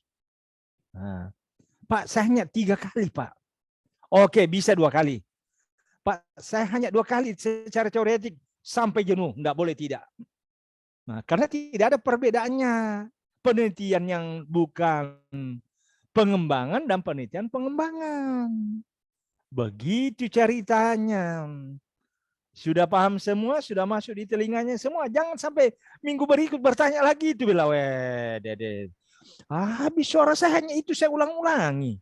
Paham, Prof. Paham. Terima kasih sudah dicatat. Enggak, yang lain sudah paham. Jangan lagi, karena Senin yang lalu saya sudah persis kata-kata ini saya ulangi. Ada 4 teoretik. Mau gunakan 4-4, alhamdulillah. Sudah berbeda dengan yang bukan pengembangan. Mau 3, alhamdulillah. Mau 2, jelek. Tetapi kalau terpaksa 2, kamu pilih dari 4 ini, harus empirik sampai jenuh. Mau 10 kali baru jenuh, itu terserah, itu urusan kalian. Begitu. Kan ini teori namanya. Tapi kalau ambil 3, itu pembimbing yang pegang peranan. Harus bertanggung jawab. Cukup 2 kali. Apalagi 4. Saya biasanya begitu 4, 2 kali ya. Karena kamu ambil banyak teoretiknya. Begitu sebenarnya. Karena supaya ada perbedaan antara penelitian non pengembangan dan penelitian pengembangan. Begitu. Kalau penelitian non pengembangan, bagaimana? Ya cukup ambil, boleh 2 dari 4. Baru empiriknya ya cukup 1 kali lah. Mau 2 kali tidak apa-apa. Begitu. Lantas kalau pengembangan mau ikuti juga itu, apa bedanya pengembangan dengan bukan pengembangan? Namanya pengembangan. Berarti tidak dikembangkan namanya. Oke, siapa lagi? Apa-apa saya layani, tapi jangan sampai berulang 3 kali, minggu depan itu lagi ditanyakan. Aduh, mati saya. Siapa lagi yang mau bertanya yang lain?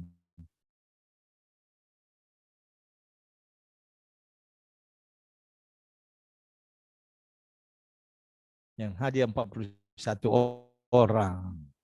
Tinggal saya mau lihat ada kayak yang double namanya. Nah, kadang ada yang nakal-nakal, dia double-double namanya. Siapa lagi? Ini icon, ada yang mau bertanyakan. Suka atau tidak suka, kalian laksanakan. Mau pakai pengembangan, mau tidak pengembangan, mau pakai icon, silakan. Kemudian, sebelum ada yang bertanya. Di lembaga kita, saya sebagai ketua umum HAPI membentuk tim pakar. Tim pakar. Maka mengapa saya bentuk tim pakar? Karena saya kasihan mahasiswa supaya tidak banyak uangnya habis, tenaganya tidak terkuras dan sebagainya. Karena pengalaman kami ini di Pulau Jawa ini yang menyiksa.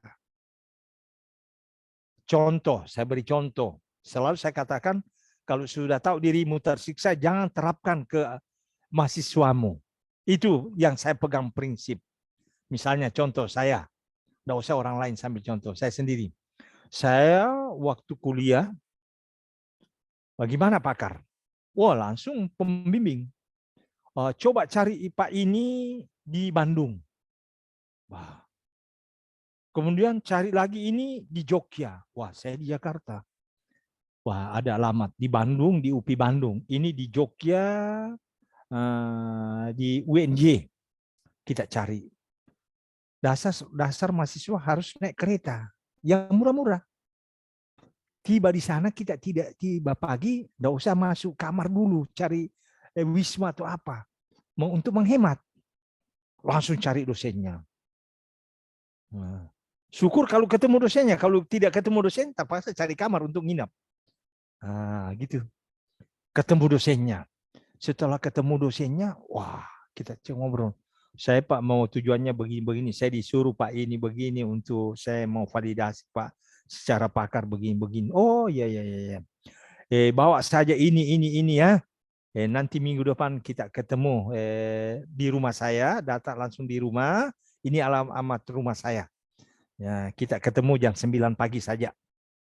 Oke Pak. Belum selesai itu. Jadi kita pulang dari Bandung ke Jakarta. Belum yang di Jogja nih. Minggu depan berangkat lagi bawa semua yang dia minta. Kita ke rumahnya, istri yang keluar. Mau ketemu Bapak, Pak. Saya janjian. Oh maaf, Bapak tiba-tiba berangkat. Tadi subuh. Begini. Bu, ini. Oh iya, simpan saja.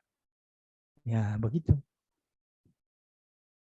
Kita dulu itu, kami itu sungkan sekali menelpon dosen. Walaupun ada nomor HP dikasih. Aduh, sungkan. Merasa berat menelpon. Tidak macam kalian. Prof, posisi di mana? Wih, hebatnya seperti bos yang mau dilayani. Langsung cari posisi.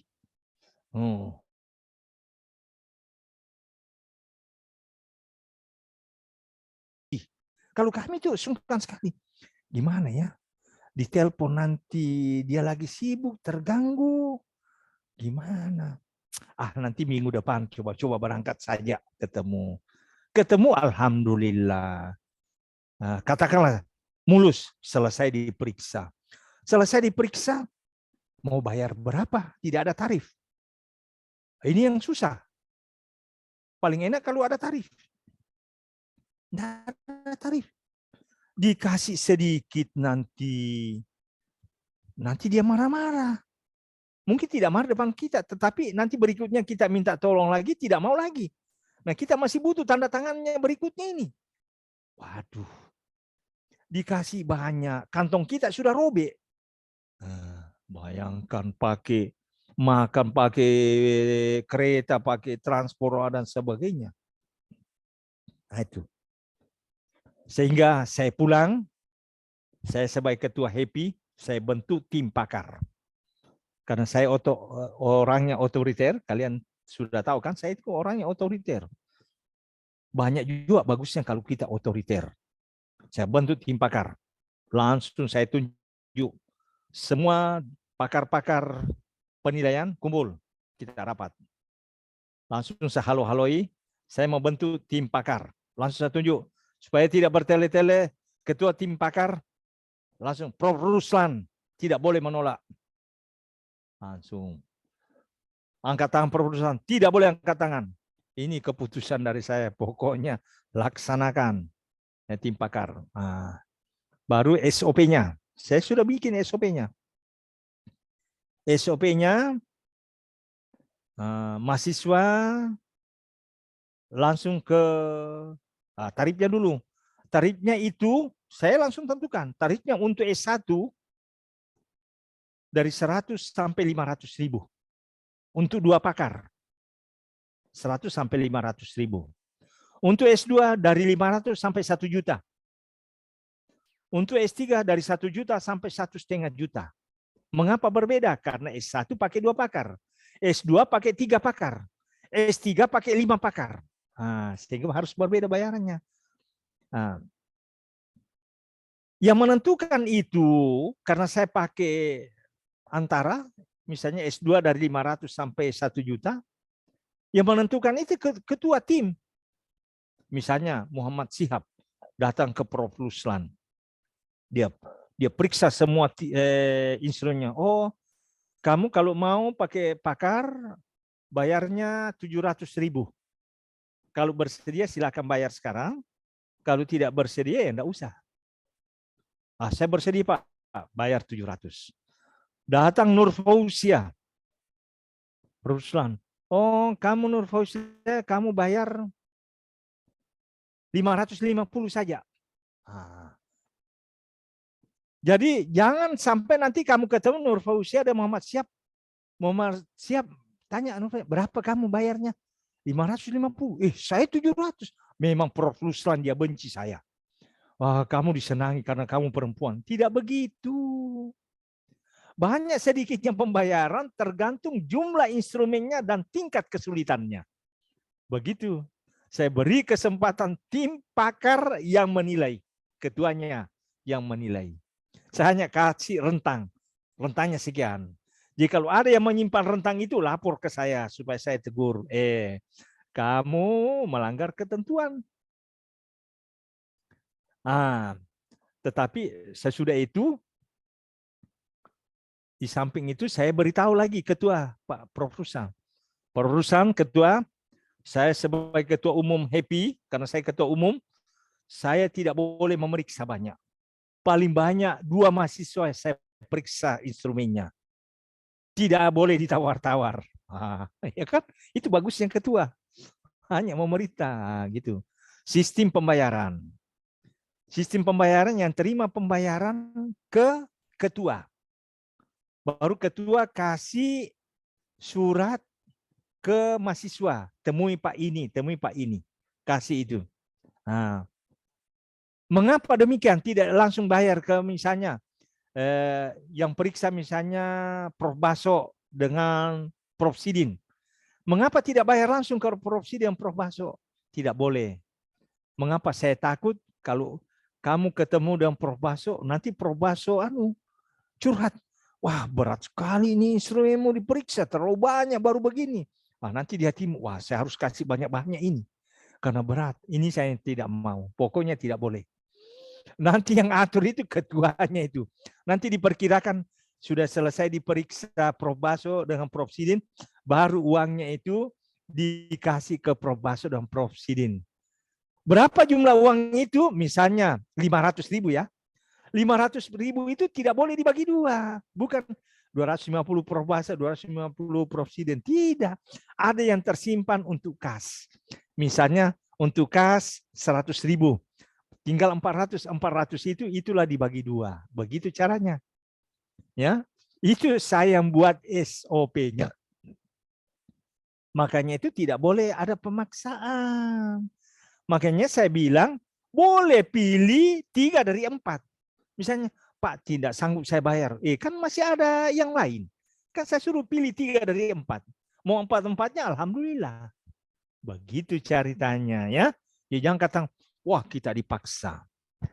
Nah, seiring dengan perubahan zaman, karena masa berlakunya 4 tahun, harus penggantian lagi. Prof. Ruslan melapor, Prof, saya sudah 4 tahun harus diganti. Oke, rapat lagi. Rapat lagi, saya bantu lagi. Langsung tunjuk Prof. Baso Intan sebagai ketua tim pakar. Tidak boleh menolak. Prof. Baso angkat tangan. Saya tidak menolak, Prof. Tapi saya mau bicara. Silakan, apa bicaramu? Ketua tidak boleh diistimewakan. Harus sama rata memeriksa. Wah, oke saya terima. Boleh juga, saya terima. Karena saya mengapa? Saya menghindar memeriksa. Aduh, memeriksa itu berat. Itu baru berapa uangnya? Aduh, jangan katakan itu. Saya sebagai profesor, rugi memeriksa itu. Lebih baik saya meneliti. Meneliti itu di daerah saya dapat sampai 150 juta. Saya kerja 3 bulan. Ngapain mau cari uang 200? Aduh, capeknya saya memeriksa. Makanya itu saya batasi. Tapi Prof. Baso tidak boleh dibatasi ketua. Enak-enak ketua. Harus kita sama rata. Boleh saya terima. Terakhir anak fisika keberatan. Prof, wah sukar dicari ini ketuanya. karena dia di PEP. Oke, kalau begitu saya bentuk tim pakar juga di fisika. Saya bentuk awalnya Pak Yani. Pak Yani sakit, saya ganti menjadi ke Pak Kaharudin.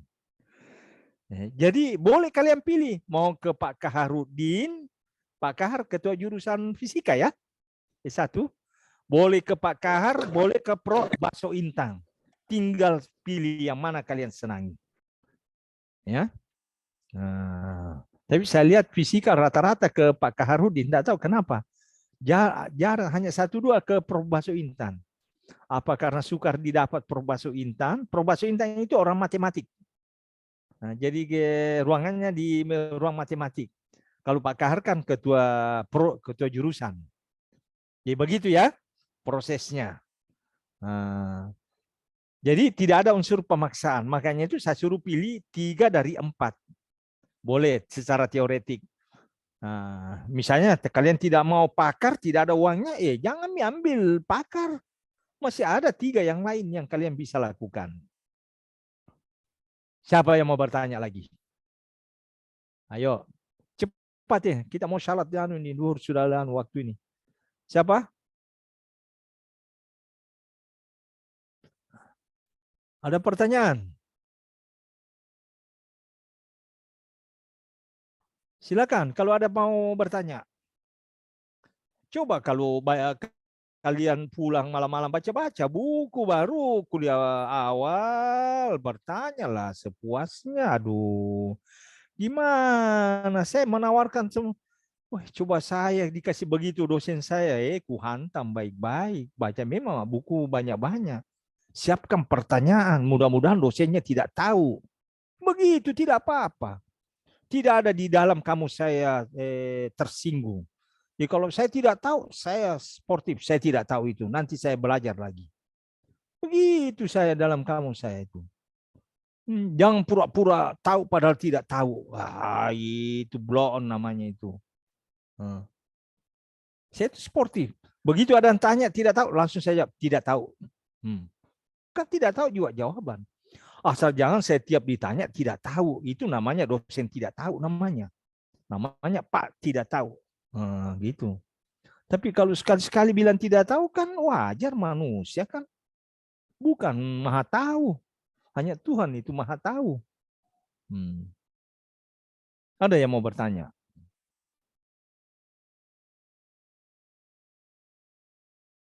Oke, kalau tidak ada yang mau bertanya, ya jumlahnya 41. Saya foto dulu.